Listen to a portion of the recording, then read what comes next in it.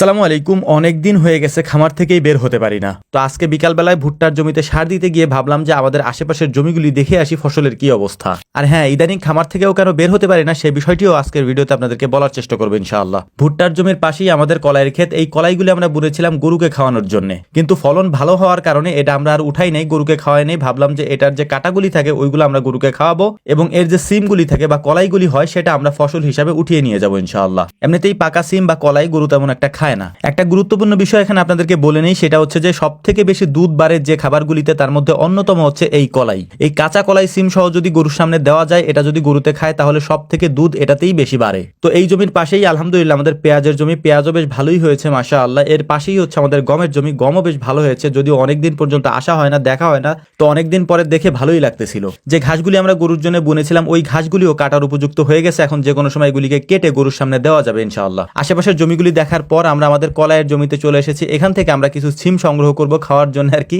সিমগুলি সংগ্রহ করার পর এই জমিতে হালকা কিছু সরিষা হয়েছিল, অর্থাৎ আমরা কলাইয়ের মধ্যে হালকা করে কিছু সরিষা বুনে দিয়েছিলাম। এই সরিষাগুলিও আমরা উঠে নিয়ে যাবো আজকে, কারণ সরিষাগুলিও পেকে গেছে। এই সরিষাগুলিকে আমরা সময় মতো উঠাইতে পারি না, কারণ আমি তো আগেই বললাম আপনাদেরকে যে আমি খামার থেকে এখন বের হইতে পারি না। এখন খামারে আমি কেন থাকি সেটা আপনাদেরকে বলার চেষ্টা করতেছি। অনেকে মনে করতে পারেন যে খামারের কাজের ব্যস্ততার কারণে হয়তো আপনি বের হতে পারেন না। না, বিষয়টা এরকম না। খামারে এত পরিমাণে মানুষ প্রতিদিন আসে যে কারণে আমাদের সমস্ত কাজ টোটালি বন্ধ হয়ে গেছে। সকালবেলা মানুষের সাথে দেখা করা শুরু করি এবং দেখা করতে করতে করতে সন্ধ্যা হয় এবং পরদিন আবারও তাই হয় এবং আবারও সন্ধ্যা হয়। তো এরকম করতে করতে আমাদের কাজ করাটা একেবারে টোটালি বন্ধ হয়ে গিয়েছে। আমরা যদিও মানুষদেরকে বলেছিলাম যে শুক্রবারে আপনারা আসেন, দেখা করেন। যদি শুক্রবারে না আসতে পারেন সর্বোচ্চ আপনারা শনিবারে এসে দেখা করে যান, কিন্তু শুক্র শনি তো দূরের কথা, মানুষ প্রতিদিনই আসে। কিন্তু আমাদের যে সমস্যাগুলি হচ্ছে এই সমস্যাগুলি মানুষ আসলে বোঝে না। আমি যদি একজন মানুষকে বলি সে মনে কষ্ট পাবে, কিন্তু শত শত মানুষ যদি আমাদের সাথে এসে দেখা করতে যায়, আমরা তো একা মানুষ, আমাদের পক্ষে সেটা ট্যাকেল দেওয়া পসিবল হয় না। বারবার আমরা সেটা বলেছি যে আমাদেরকে স্বাভাবিকভাবে আগের মতো কাজ করতে দেন। আপনারা দেখা করতে চান, একদিন আসেন, শুক্রবারে এসে দেখা করে যান,